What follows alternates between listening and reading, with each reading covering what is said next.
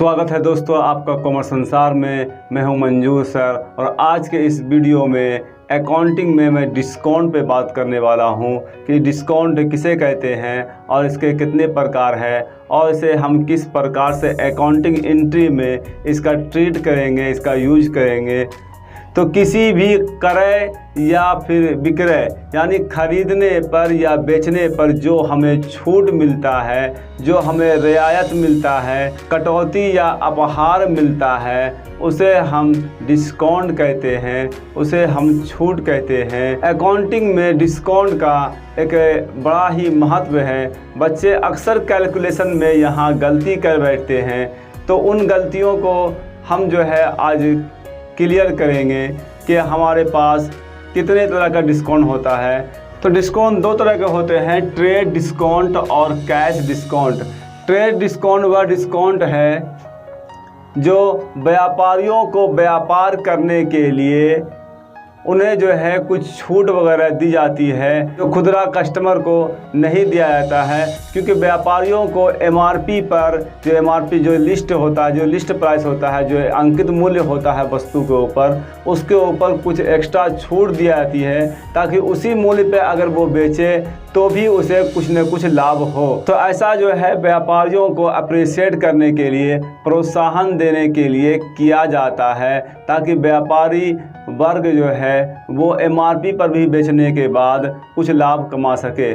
तो ऐसे डिस्काउंट का जर्नल एंट्री के ऊपर असर तो नहीं पड़ता है, लेकिन बीजक मूल्य जब हम निकालते हैं, जब हम उसका रसीद काटते हैं, तो मूल लिस्ट प्राइस में से ट्रेड डिस्काउंट को काट करके जो प्राइस होता है उसी प्राइस में हम जो है व्यापार में से सेल कर देते हैं व्यापारियों को। और हम अपने यहाँ एंट्री में ट्रेड डिस्काउंट का एंट्री नहीं करते हैं, बल्कि मूल्य को सिर्फ घटा करके लिख देते हैं। जबकि कैश डिस्काउंट व्यापारियों को प्रोत्साहित करने के लिए, उन्हें कैश भुगतान करवाने के लिए दिया जाता है ताकि व्यापारी को एक लालच दी जाती है कि आप जो है जो पैसा जो बाकी बकाया है उसको अब जल्द से जल्द जमा कर दें। तो आपको एक लिमिटेड पीरियड में या फिर इतने दिनों में आप जमा कर देते हैं, या फिर अभी अगर तुरंत जमा कर देते हैं तो आपको अलग से कैश डिस्काउंट प्राप्त होगा, आपको अलग से कैश डिस्काउंट मिलेगा। तो ये एक तरह का लालच है व्यापारियों से नगद पेमेंट लेने का। लेकिन कैश डिस्काउंट का हम एंट्री भी करेंगे। आइए देखते हैं हम इन दोनों डिस्काउंट पर कैसे एंट्री करेंगे। एंट्री हमारा किस प्रकार से होगा, खरीदने पर और बेचने पर दोनों में हम इसका कैलकुलेशन करेंगे। तो आइए दोस्तों, फर्स्ट टाइप का दो क्वेश्चन हमारे पास है, दो ट्रांजैक्शन है हमारे पास, हम दोनों का एंट्री करते हैं। तो यहाँ देखते हैं कि paid cash to Rahul, Rahul को हमने पैसा दिया है 1950 रुपया ही अलाउड डिस्काउंट, उसने हमें जो है छूट दिया है 50 रुपीज़। तो हमारे पास राहुल आया है, तो लिखेंगे एंट्री होगा हमारे पास राहुल अकाउंट DR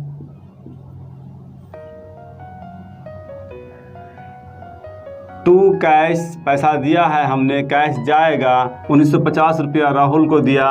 जबकि हम जानते हैं कि जहां कैश होगा वहां डिस्काउंट होगा। कैश अगर DR होगा तो डिस्काउंट भी DR, कैश अगर CR होगा तो डिस्काउंट भी CR।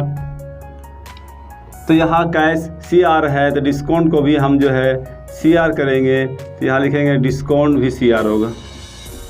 तो 50 रुपया डिस्काउंट है, कुल मिलाकर के राहुल के यहाँ 2000 बाकी, राहुल का 2000 बाकी था। हमने जो है उसे 1950 रुपया दिया, हमें जो है 50 रुपये का डिस्काउंट हुआ। ये फ़ायदा हुआ हमारे लिए। और हम जानते हैं कि जो भी इनकम होता है वो क्रेडिट होता है, इसलिए नॉमिनल अकाउंट का रूल्स कहता है credit all income and gain. उसके बाद यहाँ देखते हैं कि रिसीव्ड फ्रॉम गणेश, गणेश से पैसा आया।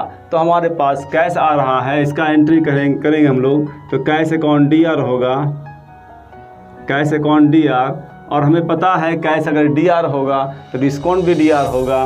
तो यहाँ पर डिस्काउंट अकाउंट भी DR हम करेंगे, डिस्काउंट अकाउंट DR टू किससे पैसा आया, गणेश से आया, लिखेंगे गणेश अकाउंट।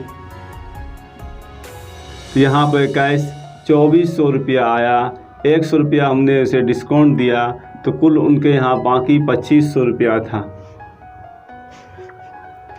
इस तरह से जो हम दो एंट्री करते हैं एक साथ में, 2 एंट्री जो हमने एक साथ में किया, इस तरह के एंट्री को हम कंपोजिट एंट्री कहते हैं या कंपाउंड एंट्री कहते हैं। कंपाउंड एंट्री कहेंगे या कंपोजिट एंट्री कहेंगे, जो एंट्री साथ में मिला के किया जाता। प्रायः हम जो है कंपाउंड एंट्री या कंपोजिट एंट्री का ही इस्तेमाल करते हैं, इसलिए कि अलग अलग एंट्री करने का मतलब है कि दोनों का अलग एंट्री करना। दोस्तों 2 और क्वेश्चन हमारे पास है। फर्स्ट क्वेश्चन है purchase goods from Ravi, list price 60,000 rupees at 10% trade discount. तो यहाँ हमें जो है ट्रेड डिस्काउंट का यूज करना है कि हम कैसे काम करेंगे। तो एंट्री तो सिंपल हो जाएगा, purchase account DR to Ravi से हमने उधार माल ख़रीदा है, तो purchase account DR to Ravi. लेकिन यहाँ पर अमाउंट जो है हमारा 60,000 रुपया दिया हुआ है, लिस्ट प्राइस 60,000 का 10% जो है हम जो है ट्रेड डिस्काउंट निकालेंगे। तो 60,000 का 10% हमारा 6,000 रुपया हो जाएगा। तो इस तरह हम निकालेंगे तो 6,000 होगा। तो 60,000 में हम 6,000 जो है छूट दे दिया, तो 54,000। ये 54,000 DR और CR में चढ़ेगा। तो यहाँ पर हमने देखा कि हम जो है डिस्काउंट का यूज नहीं किया, बल्कि ट्रेड डिस्काउंट के लिए हम अमाउंट को सिर्फ घटा देते हैं। अमाउंट घटा करके हम सेल प्राइस निकाल लेते हैं। मीन से इनवॉइस में हम ऐसा कर सकते हैं, हम बिल पर ऐसा कर सकते हैं कि ट्रेड डिस्काउंट हम दिखा सकते हैं, लेकिन एंट्री में ट्रेड डिस्काउंट का एंट्री नहीं होगा, बल्कि सिर्फ अमाउंट घट जाएगा। जबकि एक दूसरा क्वेश्चन है हमारे पास, sales goods to Sunny, list price 80,000 rupees. 80,000 का माल हमने जो है सनी को बेचा है 20% के ट्रेड डिस्काउंट पे एंड 10% के कैश डिस्काउंट पे। इसका मतलब यहाँ पर है कि पैसा जो है हमें नगद आ रहा है, इसलिए हमने कैश डिस्काउंट दिया है। तो पैसा आएगा तो cash account DR discount account DR to sales account होगा। अब देखना यह है कि 80,000 रुपया हमारा है अमाउंट, ये 80,000 लिस्ट प्राइस है, हमारा मार्केट प्राइस है। उस पर जो है 20% हमने छूट दिया है, तो 20% यहाँ जो है हम लिखेंगे 20%। तो 80,000 का 20% होगा 20%, इस तरह निकालेंगे। 80,000 का में से गुना या 20%, तो 8 दूना 16,000 हम घटा देंगे। तो ये मालूम हुआ कि 64,000 का सेलिंग प्राइस है। 64,000 का माल हम जो है बेच रहे हैं, लेकिन साथ में इसी अमाउंट पर हम कैश डिस्काउंट देंगे।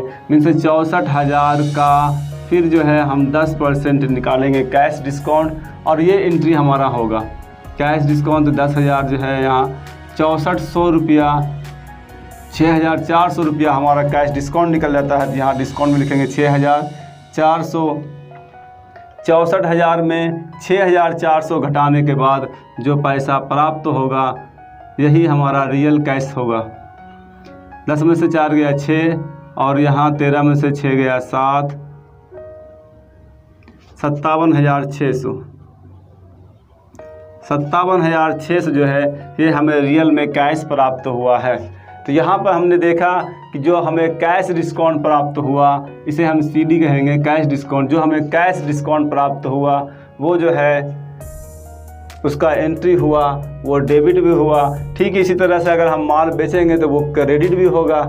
यहाँ माल बेचा है तो डेबिट हुआ है, माल खरीदेंगे तो क्रेडिट होगा। तो दोनों काम यहाँ पे होगा। जैसे कि यहाँ पे हमने माल बेचा है ट्रेड डिस्काउंट के लिए, तो इसी तरह से अगर हम माल बेचते हैं तो यहाँ पर बेचने वाला एंट्री होगा। रवि, अगर हम रवि को बेच रहे हैं तो Ravi account DR to sales हो जाएगा, और अमाउंट इसी तरह से घट जाएगा। तो उम्मीद करते हैं दोस्तों आपको ये वीडियो पसंद आया होगा। वीडियो को लाइक करें, दोस्तों में शेयर करें। चैनल पर आप नए हैं तो सब्सक्राइब ज़रूर करें।